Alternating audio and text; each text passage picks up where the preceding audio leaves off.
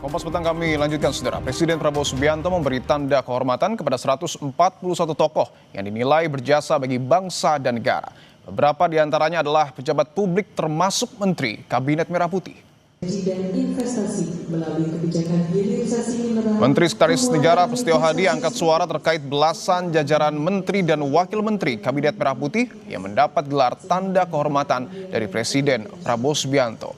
Prasetyo memastikan pemberian gelar kehormatan itu bukan karena atribusi menteri dan wakil yang melekat, akan tetapi karena prestasi yang dicapai selama menjabat kurang lebih 10 bulan pertama pemerintahan Prabowo Gibran. Diberikan penghormatan oleh Bapak Presiden itu. Kalau bicaranya adalah jabatan di kabinet ya. Nah, yang kemudian itu diukur oleh Bapak Presiden untuk beberapa anggota kabinet yang meskipun baru 10 bulan tapi kemudian dianggap sudah mencapai prestasi yang luar biasa, misalnya dalam hal pangan. Makanya kalau tadi saudara-saudara perhatikan di situ kan ada Menko Pangan, kemudian ada Menteri Pertanian gitu. Jadi memang bukan karena ini mewakili kabinet Merah Putih, tidak begitu. Tapi memang karena prestasi yang sudah dihasilkan selama 10 bulan. Secara resmi, Prabowo menganugerahkan tanda kehormatan Republik Indonesia kepada 141 penerima. Tanda kehormatan Bintang Republik Indonesia Utama diberikan kepada 15 orang, 2 diantaranya adalah Puan Maharani, Ketua DPR RI, dan Sufmi Dasko Ahmad, Wakil Ketua DPR RI. Bintang Republik Indonesia Utama merupakan salah satu tanda kehormatan tertinggi di Indonesia. Kemudian ada tanda kehormatan Bintang Mahaputra Utama kepada 88 orang. 2 diantaranya adalah Letkol Teddy Indra Wijaya yang menjabat sebagai Sekretaris Kabinet karena dinilai memiliki kontribusi besar di bidang pemerintahan dan pelayanan publik. Dan juga ada Andi Syamsuddin Arsyad atau Haji Isam, pengusaha asal Kalimantan Selatan, karena dianggap berjasa dalam mendorong pertumbuhan ekonomi. Selanjutnya ada tanda kehormatan Bintang Jasa Utama untuk 8 orang. Salah satunya adalah Tengku Nyaksandang bin Lamudin. Tokoh asal Aceh itu memiliki jasa besar dalam pengadaan pesawat pertama Republik Indonesia, Selawah RI-001.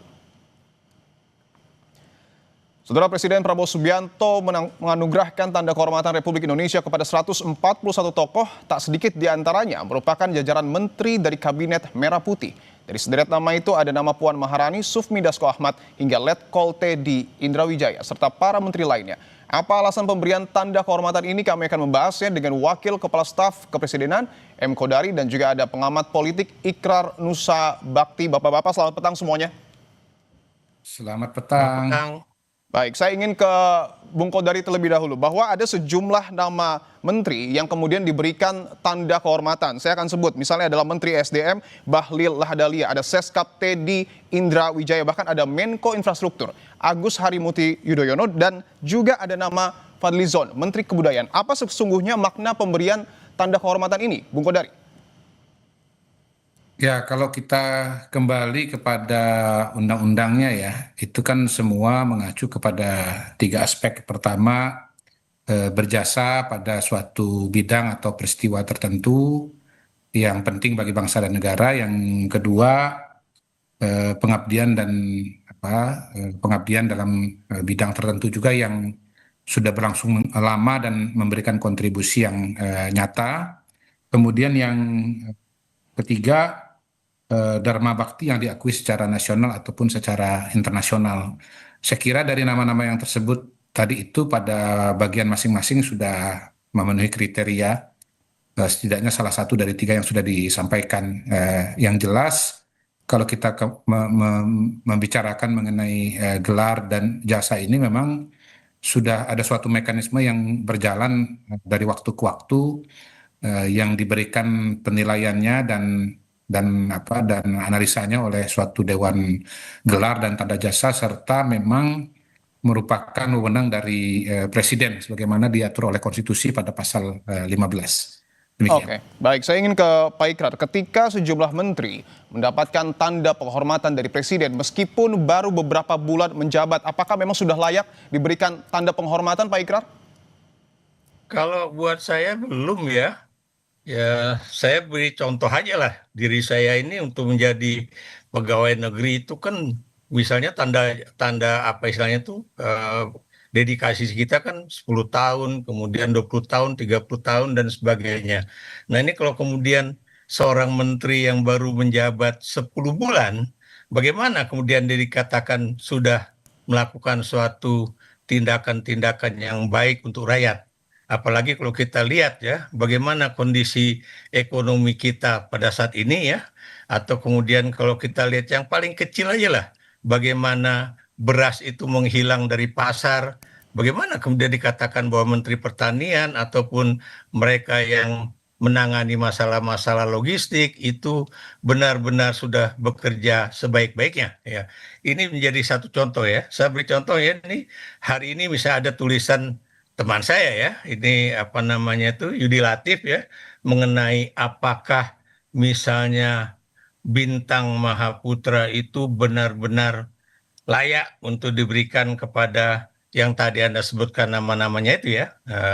Dia memberikan contoh ya, bagaimana pada masa lalu itu bintang Mahaputra itu diciptakan untuk mahkota kenegaraan ya, dan itu diberikan kepada contohnya di sini ya, Jenderal Sudirman, kemudian juga Muhammad Natsir, Ki Hajar Dewantoro dan sebagainya ya. Tapi di situ tampak jelas ya, apakah kemudian tiga orang itu benar-benar layak mendapatkan bintang yang tadi saya katakan Mahaputra tersebut. Kalau buat saya iya, karena memang mereka itu mendharma baktikan dirinya itu untuk Indonesia.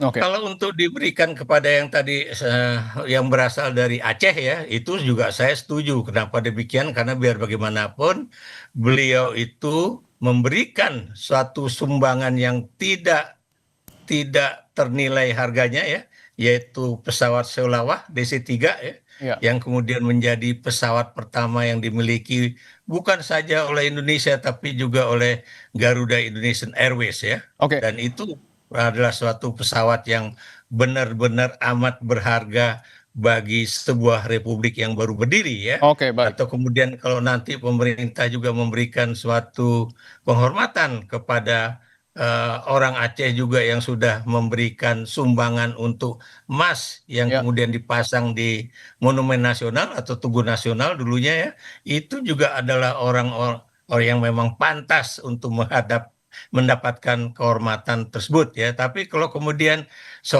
seorang menteri yang baru bekerja 10 bulan atau kemudian Oke, baik. seorang anggota DPR yang baru baru juga 10 bulan bersama Oke. Pak Prabowo Subianto kemudian mendapatkan Baik, Rap. bintang jasa yang cukup tinggi. Oke, Buat artinya saya, ada beberapa nama menteri yang kemudian Anda sebut belum layak. Apakah ada nama-nama lain yang mungkin menurut Anda juga tidak layak? Karena ada beberapa nama pengusaha, sebut saya seperti Haji Isam yang juga kemudian diberikan tanda penghormatan. Tanggapan Anda?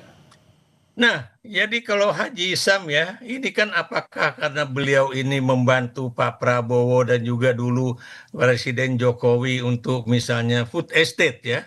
Pertanyaan saya, food estate yang kemudian juga dulu dikerjakan oleh Haji Isam, itu benar-benar sudah berhasil atau belum ya? Termasuk juga yang ada di Merauke sana, yang ada di Kalimantan, dan juga di tempat-tempat lain ya. Kalau kemudian itu benar sudah berhasil, barulah kemudian kita mengatakan pantas Haji Isam itu mendapatkan suatu bintang Mahaputra utama ya. Tapi Oke. kalau kemudian ini cuma gara-gara dia itu melakukan suatu pekerjaan yang sangat dekat dengan kepentingan Presiden Prabowo Subianto atau kemudian juga terkait dengan apa namanya itu upaya food estate yang ada di wilayah timur Indonesia sana, buat saya ini juga Baik. belum pantas untuk diberikan Baik, bintang saya ingin jasa ke Bung Kodari Mahaputra bahwa utama. tadi disebut salah satunya adalah Haji Isam belum layak atau belum pantas mendapatkan tanda penghormatan dari Presiden. Tanggapan Anda, Bung Kodari? Ya, tentu penilaian yang lebih detail ada di anggota Dewan Gelar yang jumlahnya sekitar 7 orang.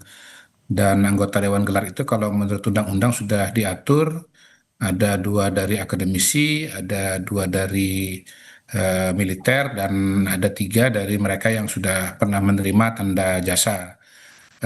Kalau saya pribadi melihat bahwa Pak Sulaiman Pak Haji Sulaiman Samsudin Hafsat itu telah menjadi tokoh yang mempelopori, sebelum bicara food estate tentunya adalah dunia pertambangan di Indonesia, dunia batubara, membuka lapangan kerja yang sangat luas terutama di Kalimantan Selatan. Beliau juga melakukan usaha-usaha untuk penguatan pertanian berkaitan dengan tebu, ya, dengan gula. Jadi pekerjaan-pekerjaan yang dilakukan sudah menjadi inspirasi bagi pengusaha Indonesia, sekaligus juga merupakan tokoh pengusaha dari daerah yang telah berkontribusi banyak dalam hal energi di Indonesia. Jadi bukan hanya food estate saja, tetapi juga kegiatan-kegiatan ekonomi yang lain. Baik, saya ingin sambungkan karena ketika bicara soal Haji Isam, oke lah kita sebut bahwa pengusaha yang sudah lama. Tetapi kalau deretan menteri ini baru 10 bulan dan tadi disebut oleh Pak Ikrar belum layak, apakah tidak terlalu terburu-buru Pak Presiden memberikan tanda penghormatan ini? Begini, di era Pak Prabowo ini ada banyak sekali terobosan-terobosan dan program-program baru yang sangat masif. Contohnya sekolah rakyat, bagaimana program ini belum pernah ada sebelumnya.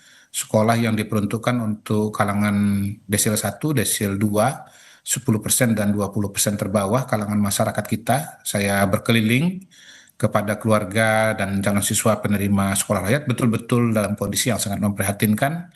Mereka-mereka yang jangankan untuk sekolah, makan pun juga kesulitan. Ini dengan adanya program sekolah rakyat ini, mereka punya peluang bukan hanya untuk bisa sekolah, tetapi juga punya seragam, punya fasilitas sekolah, punya bisa makan, mendapatkan asrama, pendidikan yang optimal untuk masa depan yang lebih baik, dan itu dikerjakan dalam waktu yang singkat, yang dalam waktu 10 bulan tadi, bahkan belum 10 bulan.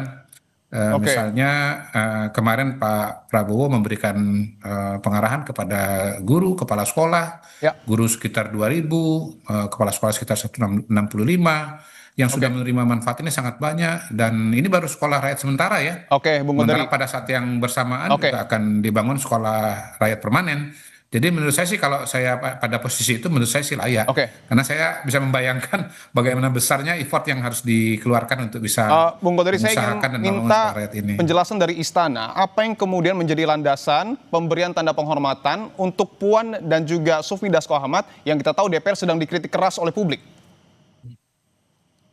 Kalau Mbak Puan dan Pak Dasko, tentu saja beliau-beliau adalah orang-orang yang sudah sangat menjabat lama ya di pemerintahan, terutama DPR. Mbak Puan ini sudah periode yang kedua. Saya kira kalau mengenai Mbak Puan nanti saya minta tolong sama Bang Ikrar yang menjelaskan. Saya yakin beliau bisa menjelaskan Mbak Puan dengan lebih baik Oke, daripada saya. baik. Saya ingin langsung ke Kalau Pak Ikrar. Pak Ikrar, Pak Dasko pemberian juga banyak ya, perannya, banyak sekali perannya ya, menjembatani komunikasi antara eksekutif dengan legislatif, oke, membantu mencari titik temu dalam berbagai momentum penting, misalnya seperti kemarin ada miskomunikasi mengenai pulau antara Provinsi Sumatera Utara dengan Sumatera Utara dengan Provinsi Aceh. Kemudian ketika ada kelangkaan LPG di lapangan, beliau turun tangan dan baik. membantu mencarikan solusi. Saya kira sangat sangat bisa Oke, dijelaskan dan sangat saya bisa ingin ke diterima. Pak Ikrar. Pak Ikrar, bahwa Ketua DPR Puan Maharani dan juga Wakil Ketua DPR Sufmi Dasko Ahmad mendapatkan Bintang Republik Indonesia Utama, penghargaan tertinggi. Apakah kemudian di tengah demonstrasi yang kemudian disampaikan oleh publik, dua tokoh ini pantas mendapatkan penghargaan? Saya sebelum menjawab pertanyaan Anda, kita juga lihat dulu lah ya, dari misalnya Prolegnas ya, Program Legislasi Nasional, itu baik kepada saat beliau sekarang udah menjadi Ketua DPR dan juga Wakil Ketua DPR, berapa yang kemudian sudah dijalankan ya. Kemudian juga Prolegnas sebelumnya itu juga kita bisa lihat ya. Dan kemudian bagaimana perubahan-perubahan misalnya Undang-Undang KPK pada 2019, atau kemudian juga ya apa namanya berbagai perubahan undang-undang misalnya Omnibus Law, mereka sudah ada di apa namanya itu di DPR ya. Apakah itu berjalan sesuai dengan keinginan rakyat? Apakah kemudian itu juga sudah mengambil aspirasi rakyat ya. Dan sekarang yang ramai kemarin ya misalnya dalam kaitannya dengan apa namanya itu tunjangan dan juga pendapatan anggota DPR ya. Orang waktu itu cuma ribut mengenai tunjangan yang bertambah 70 juta ya, yang kemudian jumlahnya menjadi sekitar 100 juta rupiah. Tapi Kompas kemarin itu benar-benar mengejutkan bahwa rupanya itu take home yang take home pay yang didapat oleh anggota DPR itu adalah 230 juta rupiah ya. Itu benar-benar sangat jomplang antara yang namanya kondisi masyarakat yang benar-benar sulit bernafas untuk bisa hidup ya dengan para wakil rakyat mereka ya, apalagi Dasko dan juga Puan itu adalah pimpinan DPR yang harusnya juga berkata, janganlah kita diberikan kenaikan tunjangan ataupun berbagai macam tambahan tersebut ya, ketika rakyat itu masih susah. Anda bisa bayangkan ya, 12 juta tunjangan untuk beras. Itu kalau Anda perhatikan, itu kalau harga beras taruhlah sekarang ya, itu 90.000 rupiah per 5 kilo ya. Itu berapa yang mereka bisa dapatkan sementara rakyat susah begitu. Baik, pada akhirnya tentu publik yang akan menilai apakah kemudian para pejabat publik kita layak mendapatkan penghargaan atau tidak dari Presiden. Terima kasih sebelumnya Wakil Kepala Staf Kepresidenan M. Kodari dan juga ada pengamat politik Ikrar Nusa Bakti. Sehat-sehat selalu Bapak-bapak. Sehat-sehat selalu. Yuk.